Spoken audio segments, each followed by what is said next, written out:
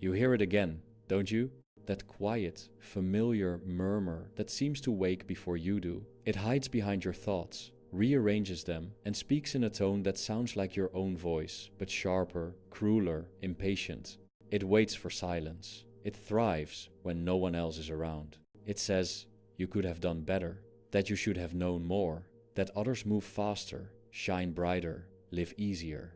It never shouts. It simply whispers until your confidence collapses beneath the weight of its repetition. But here's the truth that begins the end of its power. That voice is not you. It is a ghost, an echo of what the world once told you about yourself, now masquerading as your own reflection.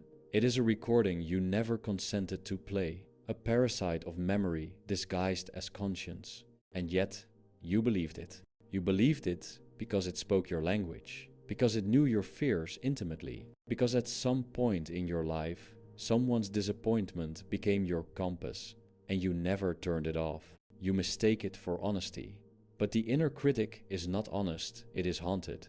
It speaks from wounds that never healed, from comparisons that never stopped, from the ache of wanting to be enough in a world that feeds on your self-doubt. The critic is not a monster. It is a frightened child wearing the mask of control. And that is why it hurts you, because it was born from your need to be loved. Every judgment you repeat inwardly, you're too late, too slow, too much, not enough, is the echo of someone else's inability to see your worth. You inherited their blindness, you memorized their tone, and now your mind plays both roles, the accuser and the accused. You have been carrying a courtroom inside your skull. Each day, the prosecution begins again. The evidence piles up your failures, your regrets, the things you never said. And the verdict, inevitably, is guilt, always guilt. But what if the judge is blind? What if the crime never existed, only the memory of fear that someone might stop loving you if you fail to meet their standard? Listen carefully. The voice you call your inner critic is the shadow of dependency. It was born the moment you let another's opinion become your mirror. It grew when you mistook achievement for acceptance, compliance for worth. It sharpened its tongue when you learned that the world rewards appearance more than authenticity. You have been trained meticulously to keep yourself small, obedient, self-conscious, because a person uncertain of their worth is easier to control. And so, the critic serves the very system that taught it. It keeps you compliant. It keeps you busy, chasing ghosts of perfection that no one can embody. You think it is helping you improve. But the critic does not want your evolution, it wants your submission. It wants you to believe that self-attack is the same as self-awareness. It wants you to believe that shame is virtue. You have been tricked into thinking you need that voice to survive. But here is the heresy. You do not need it. You never did. The greatest trick of the inner critic is convincing you that without its judgment, you would fall into chaos, that without the whip, you would never move. But that is a lie told by fear to justify its existence. Real growth has never required cruelty. Real transformation has never demanded self-hatred. You do not discipline the soul by wounding it. You guide it by understanding it. What you call your critic is simply an unintegrated part of you, a piece that was never allowed to rest. It wants safety. It wants control. It wants to prevent humiliation, but it has no wisdom, only vigilance. It does not know that you have already survived the very pain it fears. The mentor within you, the one who watches, the one who listens even now, knows this. That higher awareness is not the critic's enemy, it is its redeemer. But before redemption, there must be recognition. So, you must stand face to face with this voice, not as its prisoner, but as its creator. You must whisper back calmly, "You were born from my fear, but you are not my truth." And in that moment, the game begins to shift. Because the critic feeds on belief. It cannot survive without your attention. The moment you see it as separate, its dominance begins to wither. The mind, like any creature, obeys the one who observes it. The inner critic is only as strong as your identification with it. It lives by the words, "That's me, I." But the day you learn to say, "That's just a thought," it begins to die. You are not here to silence the critic by force. You are here to see it clearly enough that it loses its disguise. The act of seeing is the act of taming. You will learn that the mind cannot be conquered through aggression, because the critic is made of aggression. When you fight it, you become it. When you observe it, you transcend it. This is the first secret of mastery. Power is not in domination, but in distinction. To know the difference between you and what you think that is liberation. And liberation rarely begins with comfort. It begins here in the unbearable awareness that the voice you obeyed for years was never your own. You have lived under a dictator without realizing it. You've called it motivation, you've dressed it up as standards. But it is not discipline that guides you, it is dread. Dread of being insignificant, rejected, unseen. And so, you became both the jailer and the jailed. You measured yourself by the same cruelty that once wounded you. You built your identity out of apology. You began to exist not as a person, but as a reaction to the fear of being unworthy. But something in you, the observer, has always refused to bow completely. That is why you are here. That is why you are still listening. The critic tells you that this voice, the one speaking now, is naive, indulgent, or unrealistic. Because if you begin to believe in your own authority, the critic dies, and it will fight for its life. It will twist enlightenment into arrogance. It will turn self-acceptance into laziness. It will mock silence as escapism. It will use every trick it knows because its only instinct is survival. But let it speak. Let it run its course. You do not have to resist it. You only have to stop worshipping it. Because that's what you've done, haven't you? You've treated the critic like a god. Its words have become commandments. And you've built your days around appeasing it. But gods built on fear are idols, not truths. And every idol must eventually crumble. Your task now is not to fight, but to witness the crumbling. You are watching an empire of illusion collapse. The voice that once ruled your inner world is losing its crown. It will accuse you of betrayal. It will say, "You're letting yourself go." But that's a misunderstanding. You're not letting yourself go. You're letting go of the false self. The false self is made of mirrors, always reflecting how others see you, never showing who you are. And when those mirrors break, you will finally see your own face. It will look tired at first, raw, unfiltered. But underneath that, fatigue is something ancient and dignified. Something that doesn't need permission to exist. Something that existed before you learned the word enough. That is your true self, the one who observes, not the one who pleads. It does not need to win arguments inside your head. It does not crave approval from your reflection. It simply is. And from that stillness, the critic begins to fade. But before we reach that silence, we must go deeper. We must descend into the architecture of your dependency, the old self that needed the critic to survive. We must understand how you built the prison so that you can learn to walk out of it. The critic did not appear out of nowhere. It was born in the house of dependency, a house built of rules that were never yours, a place where love was conditional and worth had to be earned. You were not born doubting yourself. You learned it. You were not born ashamed. You were trained to be. Somewhere in your earliest years, a small version of you absorbed the tone of those who could not love without judgment. They corrected you, thinking they were guiding you. They compared you, believing they were motivating you. And you, wanting to survive their world, began to measure yourself by their approval. The first betrayal of the self is subtle. It happens not when you lie to others, but when you begin to censor your truth so they won't withdraw their love. You stop expressing freely. You start editing yourself mid-sentence. You learn that acceptance has a price, and that price is authenticity. So you pay it, over and over, until you forget what your original voice sounded like. And then the critic steps in not as punishment, but as continuity. When the external authority disappears, the internal one takes over. You no longer need anyone to scold you. You do it yourself. You maintain the hierarchy within your own skull. The critic, in this way, is the loyal guard of your dependency.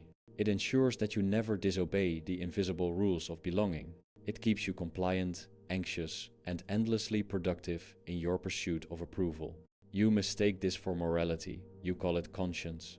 But it is not conscience. It is conditioning. Conscience arises from the wisdom of the heart. Conditioning arises from the fear of exclusion. You live in a world that sells validation as oxygen. Every image, every advertisement, every feed reminds you that you are incomplete until the external world approves. You scroll, compare, adjust, repeat. You live under the quiet hypnosis of metrics, likes, numbers, applause. The critic thrives in this economy of attention because comparison is its food. It whispers, "You're falling behind. Look at them. Look at how easy it seems." And with every glance outward, you forget yourself again. The modern world does not require tyrants anymore. It has built internal ones. The critic is the perfect modern machine, self-contained, invisible, and self-fueling. It doesn't need chains or prisons. It uses guilt and envy. It doesn't strike you from outside. It speaks from within. That is why it's so hard to notice. Because it sounds like responsibility. It sounds like drive. But look closer. Drive born from fear is not ambition, it is flight. You've been running not toward your potential, but away from your unworthiness. Every achievement becomes an attempt to silence that voice for a moment. But success cannot silence the critic.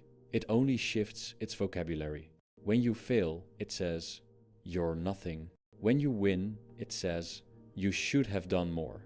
When you rest, it says, "You're lazy." When you move, it says, "You're unfocused." No matter what you do, the critic finds a way to twist the knife. Because it does not serve truth, it serves control. The critic does not care if you're right or wrong, it only cares that you remain obedient to its rhythm.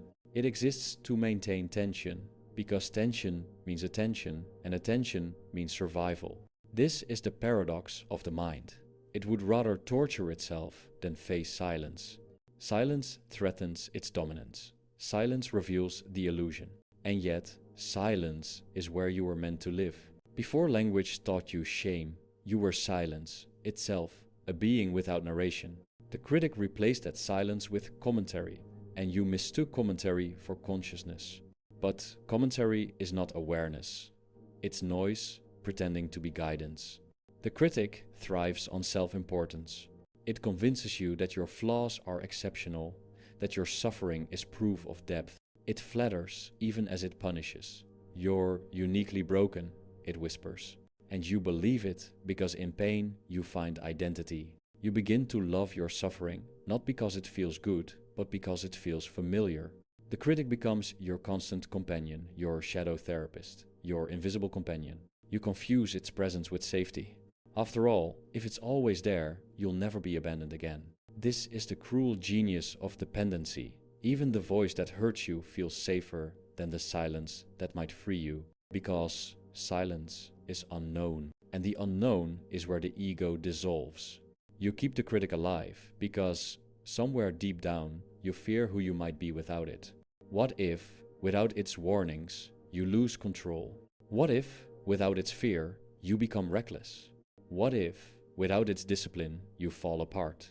But tell me, has it ever truly protected you? Or has it simply kept you small enough to never need protection? You have mistaken the absence of danger for peace. But real peace is not the absence of danger, it is the absence of inner division. And that is what the critic prevents. Every time it speaks, it divides you in two, the one who accuses and the one who obeys. It splits the soul into master and servant. And you call this self-awareness. But awareness does not judge, it sees. Judgment is the weapon of fear. Awareness is the light that dissolves it. You have been standing in a hall of mirrors for so long that you think reflection is reality. But every mirror shows you a distorted fragment, one too tall, one too thin, one too dim. You have never seen yourself directly, only through opinions, failures, and fleeting praise. That is why the critic never stops. Because as long as your sense of self depends on reflection, you are vulnerable. And the critic's job is to ensure that dependency never dies. It whispers, "Don't relax. Don't let go. Someone might stop loving you." And you believe it, because once someone did. That was the seed, the original wound. Not the event itself, but the meaning you gave it. If I were better, they would have stayed. That single thought built the entire fortress of self-criticism. You became addicted to self-blame because it gave you control.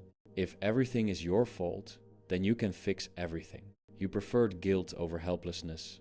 You chose suffering over surrender. And the critic was born to maintain that illusion of control. It became your insurance policy against chaos. Because if you could preempt your own pain by criticizing yourself first, no one could surprise you again. You called it awareness, but it was armor. You called it humility, but it was fear. You called it self-discipline, but it was self-surveillance. You've spent years punishing yourself for not being invulnerable. But vulnerability is not weakness. It is the birthplace of authenticity. The critic despises vulnerability because it cannot control it. It can only measure, compare, evaluate, never feel. It does not know what to do with joy or surrender or love without condition. That's why every time you're close to peace, the voice grows louder. It panics because peace threatens extinction. You must understand this clearly. The critic does not represent your higher nature. It represents your survival mind, the part trained to avoid rejection at any cost. It uses your intelligence as a weapon against your own softness. And yet, you have mistaken its cruelty for wisdom, because in this world, kindness is often mocked and harshness is mistaken for strength. So you hardened yourself, thinking you were becoming strong, when in truth, you were only becoming numb. Numbness is not strength, it is deferred pain, and deferred pain becomes the whisper you hear every night. You live between two worlds, the self you perform and the self you suppress. And the critic is the bridge between them. It translates your suppression into self-attack. It is the sound of the divided mind trying to unify itself through violence. But unity will never come through attack. It will come through understanding. You must trace the critic back to its source. Every "you're not enough" is a relic from a moment when someone's love was conditional. Every "you should have known better" is an echo of your first humiliation. Every "you failed again" is the voice of an old authority who could not see your humanity. And yet, they live inside you, rent-free, whispering every day. Until you evict them, the house of your mind will never belong to you. You cannot heal what you continue to obey. And you cannot own a voice that was never yours to begin with. The first act of self-sovereignty, therefore, is rebellion. Not a loud, angry rebellion, but a silent one. A rebellion of observation. A quiet refusal to believe the critic's every word. When it speaks, you will listen without submission. You will not debate it. You will not argue. You will not apologize. You will simply know, this is the echo of dependency. It is not my truth. And slowly, the dependency will starve. Because attention is its oxygen, withdrawal is its death. But as the critic weakens, the illusion of self built around it begins to fracture. And that is where the real transformation begins. The pain that follows is not punishment, it is purification. The collapse of the false self always feels like dying. But it is only the shedding of illusion. You will feel lost for a while. Because you've lived so long in reaction that you won't know who you are in stillness. But the stillness is not emptiness, it is the soil of rebirth. And the voice that used to judge you will soon fall silent, not because it was silenced, but because it was seen. The mind is like a child who stops crying when it knows it has been heard. There comes a night when you can no longer distract yourself. You sit in a room that feels too quiet, yet inside, it's deafening. The critic's voice has grown louder than thought, louder than breathing. It loops through your failures, rehearses your shame, plays your regrets like a ritual of punishment. And something in you whispers, I can't live like this anymore. That is not weakness speaking. That is truth. It is the moment when the illusion of control begins to die. You do not realize yet that this is a sacred night. You think it is collapse. You think it is despair. But it is the first movement of awakening, the destruction of a false god. Because the critic has always been your god, your invisible master. You prayed to it without knowing. You sought its forgiveness. You obeyed its commandments. And now, as it screams inside your head, demanding perfection, demanding punishment, you finally see what it is, a voice without mercy, pretending to be truth. You sit in the dark, exhausted, hollowed out by your own thoughts. Every memory that ever hurt you returns to testify. Faces, moments, mistakes, they line up like ghosts demanding recognition. And you realize you have been living a trial that never ends. There is no jury, no judge, only you. You are both executioner and victim, and you have been sentencing yourself every day. The critic tells you this is justice, that it keeps you accountable. But look closely, there is no justice in endless guilt. There is only the addiction to self-blame, the illusion that suffering equals virtue. This is the lie that collapses tonight. You reach for distractions, the glowing screen, the familiar habits, the escape routes you've always used, but they don't work anymore. You feel everything at once. Fear, fatigue, emptiness, rage. The mind that once promised control now feels like a cage closing in. And for a moment, you consider surrendering to it, completely letting the voice consume you, agreeing with it, ending the argument by agreeing you are worthless. But something deeper resists. A silence that has no words, a faint presence that simply refuses to die. It doesn't fight, it doesn't argue, it just is. That stillness is not apathy.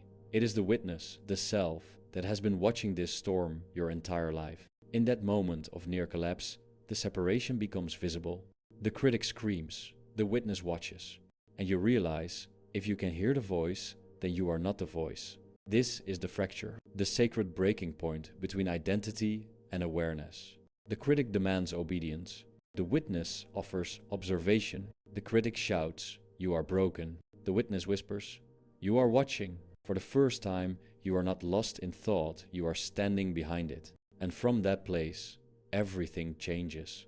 The critic begins to panic. It senses the loss of power. It amplifies its volume, flooding you with guilt, anxiety, self-hatred. But now, you are curious rather than afraid. You begin to notice its patterns, its tone, its timing, its obsession with control. You start to see that the critic's language is always binary, success or failure, good or bad, enough or not enough. It never speaks in nuance. It cannot understand love, grace, or ambiguity. Because it is not intelligence, it is programming. A machine that measures but cannot feel. And yet, for years, you believed this machine was you. Now you see the fracture between the human and the mechanism.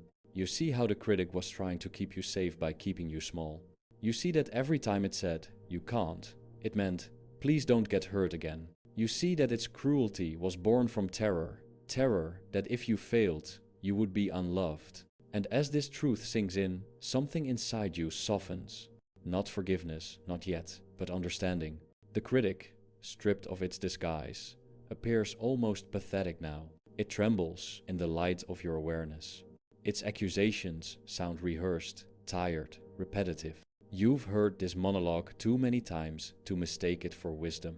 You begin to feel pity, not for yourself, but for the voice. It has been performing the same play for decades, hoping to protect you from pain. But in doing so, it became the very pain it tried to prevent. This is the paradox of self-criticism. It begins as self-protection and ends as self-destruction. The child wanted safety. The adult inherited the guard dog and never realized the cage was unlocked. Now, for the first time, you see the bars for what they are. Habits of perception. Not iron, not fate, just thought. The critic is still barking, but you no longer flinch. You sit there, breathing, watching it bark into the void, and you feel something unfamiliar silence between its words. That silence is the beginning of power. It's fragile at first, like the thin air at dawn, but it expands with every breath you take without reacting. You are witnessing the death of the old structure, not with drama, not with revenge, but with awareness. There's no need to banish the critic. It will remain, but as background noise. Its words will still come, but they will no longer cut, because you will no longer take them personally. This is the moment when identity begins to collapse. The false self, the one built on performance, comparison, approval, starts to disintegrate. It doesn't vanish instantly. It unravels. Slowly, painfully, inevitably. You will feel lost, because for years you believed your suffering gave you direction. Now, without the critic, you feel suspended without narrative, without meaning. This is what the mind fears most, the void. the absence of story, the end of control. But do not fear the void. The void is where falsehoods die. The void is where truth begins. In this space, there are no affirmations, no answers, no certainty, only awareness, raw, unfiltered, silent. And yet, in that silence, there is peace unlike anything you've ever known. It's not happiness, it's not relief, it's clarity. A calm so pure it almost feels alien. You realize now that peace was never lost. It was simply buried under commentary. You begin to breathe again, slowly, deliberately. Each inhale reclaims territory once ruled by fear. Each exhale releases an illusion once mistaken for necessity. You no longer need to convince the mind to be quiet. You let it speak. You let it fade. You realize that thoughts, too, are mortal. You can feel the critic losing its rhythm. Its sentences start to falter. It says, "You'll never be enough," and you respond, "Enough for what?" It says, "You're failing," and you answer, "At whose game?" It says, "You're nothing," and you smile, because nothing is precisely what you need to become to be free. The ego resists nothingness because it cannot survive there. But the soul is made of it. This is the sacred inversion of the human journey. You spend your life trying to become someone, only to discover that freedom begins when you stop being anyone. When you no longer defend an image, the critic loses its weapon, because it can only attack what you pretend to be. It cannot touch what simply is. You are not who you thought you were. You are the space in which those thoughts appear. And that space is untouched by praise or blame. You realize this slowly, in flashes. Sometimes it feels like liberation, sometimes like death. Because the self you built, the one who chased validation, is dissolving. And the dissolution feels like grief. But it is sacred grief, the mourning of illusion. You are not being destroyed, you are being unveiled. The fire that burns your false self is the same fire that reveals your real one. This is the necessary fracture, the separation of illusion from essence. And once it happens, you can never fully go back. Yes, you may still hear the critic tomorrow. Yes, you may still feel its pull in moments of weakness. But something fundamental has changed. You no longer believe it without question. And belief is everything. The critic is built from belief. Withdraw it, and it collapses. Now, you stand in the ruins of your old certainty. It's quiet here, unfamiliar, but there's beauty in the debris. The fragments of your former self glint like broken glass under morning light. You see it now. Every wound, every failure, every accusation led you here, to this stillness, to this raw awareness, to this moment when you can finally say, without anger or despair, "I am not the voice, I am the one who listens." That sentence is the birth of sovereignty. The critic may still echo, but it no longer defines the landscape. It becomes part of the background hum of existence, like wind or memory. The war within begins to quiet. And in that silence, a new form of strength is born, not the strength of domination, but of understanding. The fracture was necessary. Without it, you would have remained inside the dream of judgment. Without it, you would have mistaken noise for guidance forever. You are not healed yet. You are simply awake. And awakening always begins with the sound of something breaking.